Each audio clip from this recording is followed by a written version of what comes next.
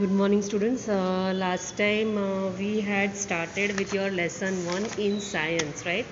We were doing nutrition and plants, lesson 1, and we had completed photosynthesis and different types of modes of nutrition in plants. And now we had stopped on saprotrophs, right? हम लोग parasitic mode of nutrition cascuta किया था. Cascuta which absorbs the nutrition or direct food from the host plant, right? वो हमने study किया था. अलग अलग टाइप के लीव्स होते हैं बट उसमें भी फोटोसिंथेसिस होता है. All that we had studied. The carbohydrate synthesis, how it happen, starch कैसे बनता है, right? And now we have to start with saprotrophs. So let us start. Saprotrophs क्या होते हैं? बेसिकली सैप्रोट्रॉप्स उनको कहते हैं जो कुछ टाइप का न्यूट्रिशन जिसके ऊपर वो ग्रो करते हैं वैसे ऑर्गेनिज्म से वो लोग absorb करते हैं, right? So that you shall study further what are exactly the saprotrophs. So let us study. You might have seen packets of mushrooms sold in the vegetable market, right? Mushrooms are saprotrophs. वो क्या होता है? एक type का fungus है. मतलब fungus जो बोलते हैं आजकल, ये फंगल डिजीजेस आ गए हैं. कोविड के टाइम्स में फंगल डिसीजेज में the one which is included is Mucor माइक्रोसिस, right? Mucor क्या है? म्यूकर एक फंगस है जो जिसके स्पोर्स, मतलब वो ग्रो करने का जो ये होता है, उसके रिप्रोडक्टिव ऑर्गन्स जो होते हैं, they are available in the air only. So they can grow anywhere. अगर स्टेल ब्रेड पड़ा है, ब्रेड मतलब ब्रेड या रोटी जो आपका पड़ा हुआ होता है पुराना, जो मतलब क्या बोलते हैं 2 दिन पहले का या 3 दिन पहले का ऐसे पड़ा रहता है, तो उसके ऊपर तुरंत फंगस आ जाता है. That is this fungus Mucor, right? वो उग जाए, ब्लैक ब्लैक कलर के आपको उसके ऊपर डॉट्स दिखाई देंगे. So that is the spores which are there of the fungus. वो इमीजिएटली उग जाएगा and it will start taking nutrition from that bread, right? So it will completely decay that bread and eat away the nutrients from it, right? So this is called saprotrophic nutrition. जब अभी बारिश का season है, बारिश जब होती है तब आप कभी कहीं पे डैम्प सॉइल में देखोगे that there are quite button like mushrooms which are coming out under the trees or on wooden surfaces. Wooden surfaces जो ज़्यादातर भीगते रहते हैं पानी में, जैसे बड़े बड़े ट्रीज़ की बार्क्स होती है, मतलब बार्क्स मतलब उसका जो स्टेम होता है वो that becomes woody. So those woody barks get wet in water every now and then because of rains outside, right? तो ऐसी वुडी बार्क्स के ऊपर जो ज़्यादातर गीली रहती है, because these saprotrophs need water also, right? तो ज़्यादातर जो गीली रहती है उसके ऊपर ये उग जाते हैं. Button mushrooms, all kinds of fungus are saprotrophs, right? So let us study further. You may have also seen fluffy umbrella like patches growing in moist soils or on rotting wood. जैसे मैंने बताया, जो wood सड़ जाता है बारिश और पानी के काफ़ी इंटरेक्शन की वजह से, उसको rotting wood बोलते हैं, मतलब सड़ने लगता है वो. During the rainy season, let us find out what type of nutrients they need to survive and from where do they get them, right? ये मशरूम का फोटो दिया है, सॉइल पे उगते हैं. कुछ लोग ये मशरूम्स खाते भी हैं. कुछ varieties of mushrooms are edible. Nowadays in your ready pizzas you also have option for mushrooms, mushroom pizza and all that is available. So those button mushrooms are edible, उसको आप खा सकते हो because it is a type of vegetable only, right? It is a kind of plant, but only thing is it has got a different mode of nutrition. मतलब वो photosynthesis नहीं करता है, वो अपना न्यूट्रिशन किसी और प्लांट में से लेता है, right? It is saprotrophic mode of nutrition. Packet of mushrooms, a mushroom growing on decayed material. Mushroom that is growing on decayed material is shown over here. So further, Bujo wants to know how these organisms acquire nutrients. They do not have mouths like animals do. उनको mouths नहीं होते हैं, but फिर भी they are not like green plants. They lack chlorophyll. They do not do photosynthesis. Chlorophyll नहीं होता उसके अंदर. And can not make food by photosynthesis, right? They do not perform photosynthesis, but still how they acquire food. Now there is an activity given by which you can study how these plants get the nutrition. Take a piece of bread and moisten it. उसको थोड़ा गीला करो with water. Leave it in a moist warm place for 2 to 3 days or until fluffy patches appear on them. Fluffy patches मतलब ऐसा कपड़े जैसा patches उसके ऊपर दिखने लग जाएगा. आप उसको गीला करके हवा में छोड़ दोगे घर में तो वहीं पर right? Because these spores are present in the air. The moment they get that surface, that damp surface, they start growing on that surface, right? So that is the nutrition by fungus, by which fungus survives. Leave it in a warm, moist, warm place for 2 to 3 days or until fluffy patches appear on them. What is the color of these patches? Observe the patches under microscope or a magnifying glass. Write down your observations in the notebook. You will see cotton like threads spread in on the piece of bread. Cotton like threads, जैसे threads जैसे होते हैं और वो उसके ऊपर ऐसे head जैसा होता है. That is the spore, right? That you can see. See here the picture of bread is given, and when it becomes stale तो उसका कैसा दिखता है? Fluffy patch that is being shown. Fungi growing on bread. If single होता है तो हम उसको फंगस बोलते हैं, मोर देन वन होता है तो फंगी बोलते हैं. So this is plural, right? Fungi is the plural of fungus. Further, these organisms are called fungi. They have a different mode of nutrition. They absorb the nutrients from the bread. This mode of nutrition, in which organisms take in nutrients from dead and decaying matter, is called saprotropic nutrition, right? ये किससे लेते हैं? Dead and decaying matter से अपना nutrition लेते हैं. That mode is called saprotrophic nutrition and such organisms are called saprotrophs. Such organisms with saprotropic mode of nutrition are called saprotrops, right? So fungus, mainly fungus are saprotrops. Any kind of fungi are saprotrop because they derive their nutrition from dead and decaying material, right? Fungi also grow on pickles. Pickles आप घर पे, pickles यानी अचार जो घर पे बनाते हो, बहुत पुराना हो जाता है या उसके अंदर तेल कम हो जाता है तो क्या होता है? उसके ऊपर भी वाइट पैचेस आपको दिखने लगते हैं. That is the fungus which is growing on those pickles. Leather, then leather, जो लेदर की अगर आपके शूज़ होते हैं जो अभी आजकल पानी में अगर बिकते हैं और गीले रहते हैं, सूखते नहीं हैं वो, तो उसके ऊपर भी आप देखोगे कि there are several patches of white और green fungus growing on it, right?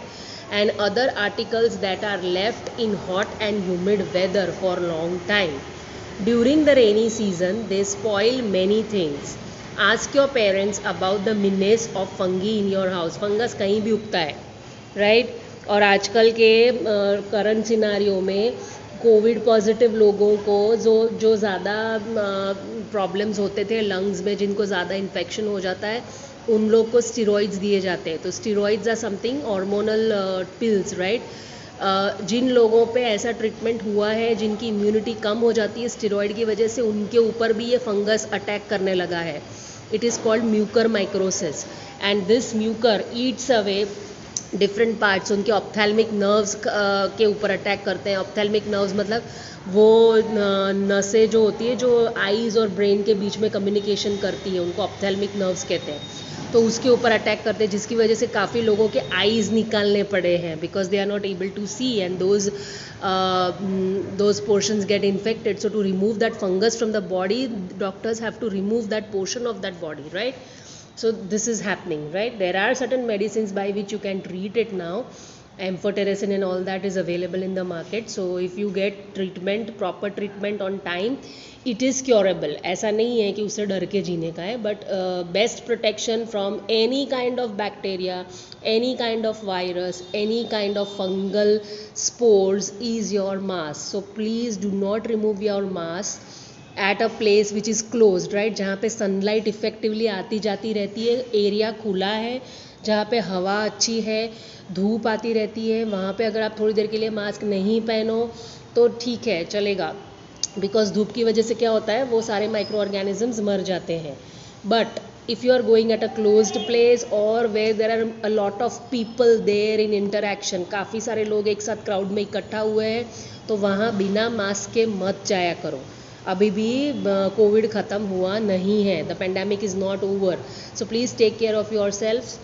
Of course vaccination के बारे में भी मैंने बताया था. Vaccination is a better option to protect yourself from severe infections. उसका मतलब ये नहीं है कि आपको कोविड होगा ही नहीं, बट होगा तो भी आपको इतना बैडली अफेक्ट नहीं करेगा, right? So vaccination is also a good way to protect yourself. And in daily use, masks are the best protection, sanitizers are the best protection that you can ever follow for all these kinds of diseases.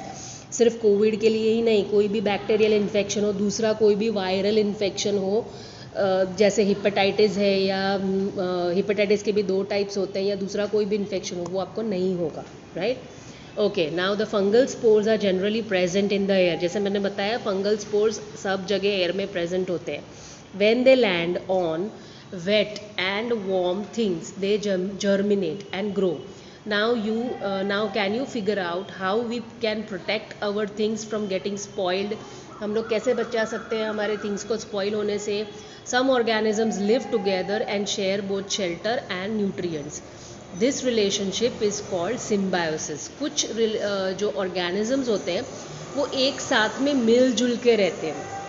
जैसे for example मैंने आपको बताया था कि लेज्यूमिनस plants के अंदर उसके roots में नोड्यूल्स के अंदर बैक्टीरिया रहते हैं, they are called rhizobium bacteria, right. They fix the atmospheric nitrogen into the soluble compounds in soil which the plant takes, right, and because of which the plant is rich in proteins. all the pulses, all the legumes are rich in proteins. क्यों? Because वो जो bacteria उसके roots में रहते हैं उनको shelter मिलता है और वो नाइट्रोजन उसको फिक्स करके देते हैं, जिसकी वजह से plant gets that nitrogen and prepares protein, synthesises proteins, right. So ऐसे रिलेशनशिप्स जो म्यूचुअली बेनिफिशियल है दोनों को, दैट इज कॉल्ड सिम्बायोसिस। दोनों ऑर्गेनिजम्स को बेनिफिशियल है, that is called symbiotic relationship, right? For example, certain fungi live inside the roots of plants. The plants provide nutrients to the fungus and in turn the fungus provides water and certain nutrients. Fungus उसको water and nutrients देता है, इसको lichen बोलते हैं। In organisms called lichens, a chlorophyll containing partner, मतलब algae होता है वो, chlorophyll containing partner, which is an alga and a fungus live together. An algae and fungus live together. The algae synthesizes foods and provides it to the fungus, and the fungus provides it the nutrients for preparation of food, right? And both of them live together in symbiosis. The fungus provides shelter and water and minerals to the alga, and in turn the alga prepares and provides food to the fungus, right? This is called symbiosis. ये इसका भी मैंने बताया, लेज्यूमिनस plants में rhizobium रहता है roots nodules में, ऐसे नोड्यूल्स में, right. So they can get nitrogen and the leguminous plants prepare synthesise proteins out of it, right. Such relationships are called symbiotic relationships.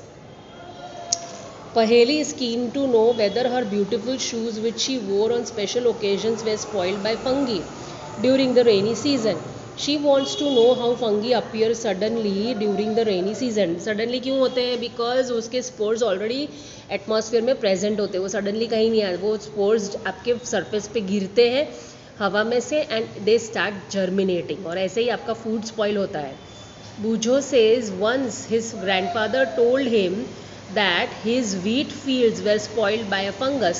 He wants to know if fungus cause diseases also. Fungus से disease होता है, जो मैंने अभी बताया आपको recently, mucormycosis. It is a disease caused in human beings by mucor fungus. Now there are other several diseases which are caused by fungus. Fungal infections आपको skin पे भी होते हैं, रैशेज हो जाती है, जब बहुत पसीना होता है, बहुत गर्मी होती है, तो कुछ लोगों को फंगल इन्फेक्शन स्किन पे भी हो जाते हैं, लाइक वो दाद, खुजली और वो सब बोलते हैं ना, that is all fungal infection, right, वो फंगस से होते हैं। सो उसके लिए स्पेसिफिक मेडिसिन और ट्यूब्स आती है, वो आपको यूज़ करनी पड़ती है, नहीं तो वो पूरे स्किन पे स्प्रेड हो जाता है। देन प्लांट्स में भी काफ़ी सारे डिजीज़ करता है ये fungus, right. Paheli told him that many fungi like yeast and mushrooms are useful. Yeast is very useful in fermentation. Like baking products में yeast बहुत ज़रूरी है, जैसे आपके पिज़्ज़ा के बेस है या आपकी ब्रेड्स है, उसको फर्मेंटेशन करने के लिए ईस्ट यूज़ होता है। East is a fungus, unicellular fungus है वो, राइट। और वो आपके जो ये इडली डोसास जो बनते हैं उसको भी फर्मेंटेशन में ईस्ट होता है, right. It releases a lot of carbon dioxide because of which the batter becomes fluffy. Fluffy मतलब वो एकदम फूल जाता है बैटर, और जितना फ्लफी होगा उतना आपका डोसा या इडली अच्छा होता है.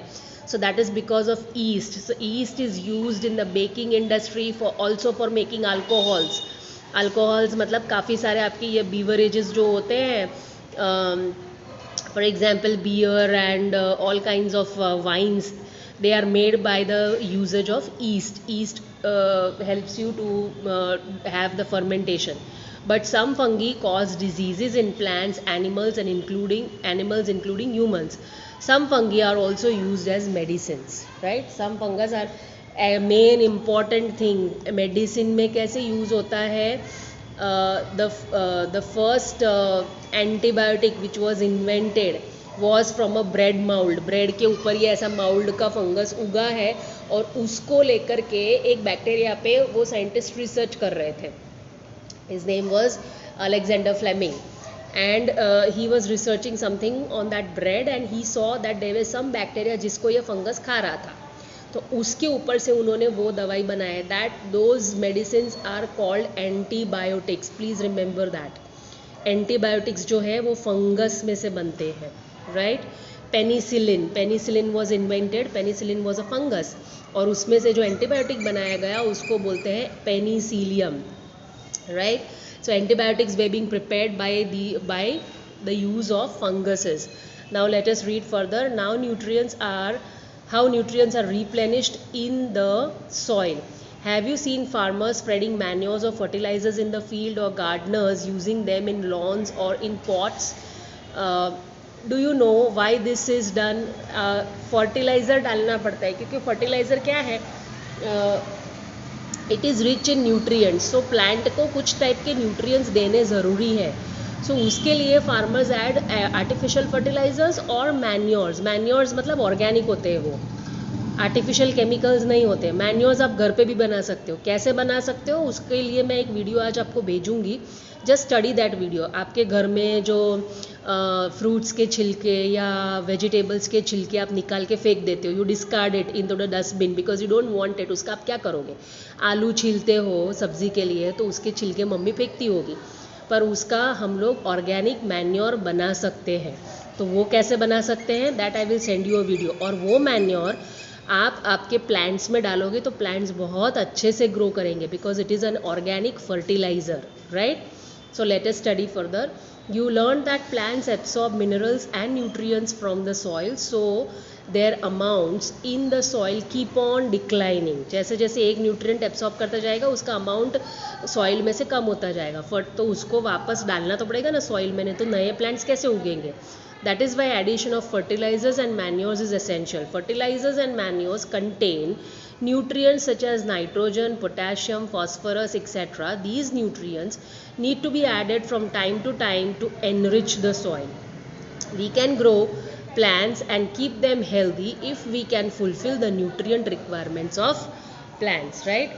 न्यूट्रिएंट रिक्वायरमेंट्स ऑफ प्लांट्स को फुलफिल करने के लिए हमें उसको रिप्लेनिश करना ज़रूरी है. Usually crop plants absorb a lot of nitrogen and the soil becomes deficient in nitrogen.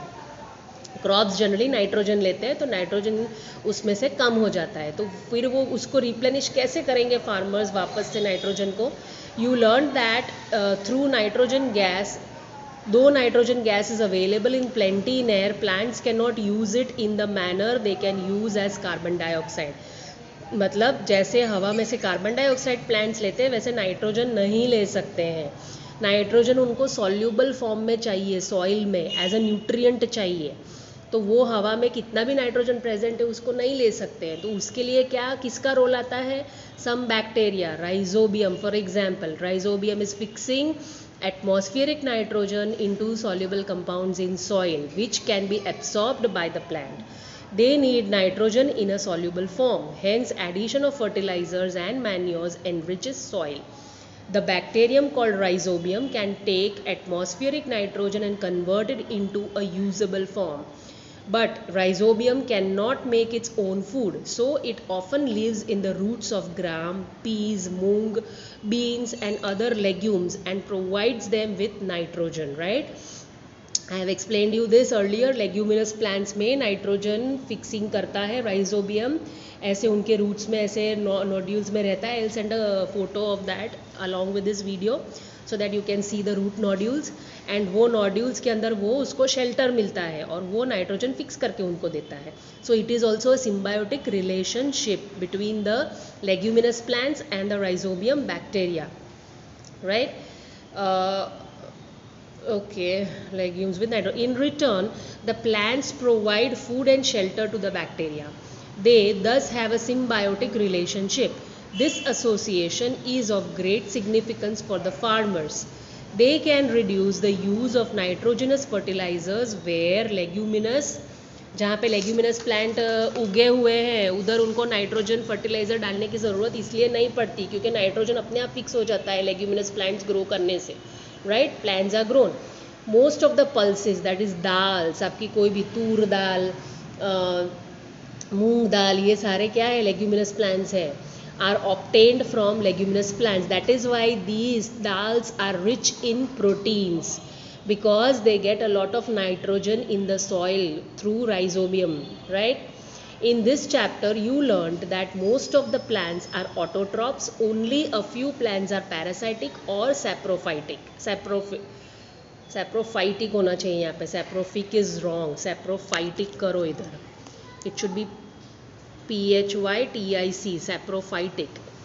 Only they derive nutrition from other organisms. All animals are categorized as heterotrophs since they depend on plants and other animals for food. Can we say that the insectivorous plants are partial heterotrophs? Yes, you can say that insectivorous plants are partial heterotrophs because they take the insects inside and nitrogen और कुछ nutrients उनकी body में से ले लेते हैं और बाकी का खुद बनाते हैं वो. So they are partial heterotrophs. You can say that. That's correct, right? Now there are exercises at the end of the workbook that I will be sending you as a PDF, right? So that you have to complete it in your notebook. And कल फिर मैं आपको workbook में से जो important MCQs हैं उसके photos भेजूँगी, वो भी आप CW में ही लिखोगे, आपको वर्कबुक परचेस करनी नहीं है. जो भी पॉइंट्स यहाँ अंडरलाइन करवाए हैं just write them in your notebook for reference, right? And I will send you the exercise photographs today. Textbook के भेजूंगी और कल वर्कबुक के भेजूंगी, right. Next time whenever we have science I will send workbook question answers. And then next we will start with lesson 2 nutrition in animals. We stop here today now.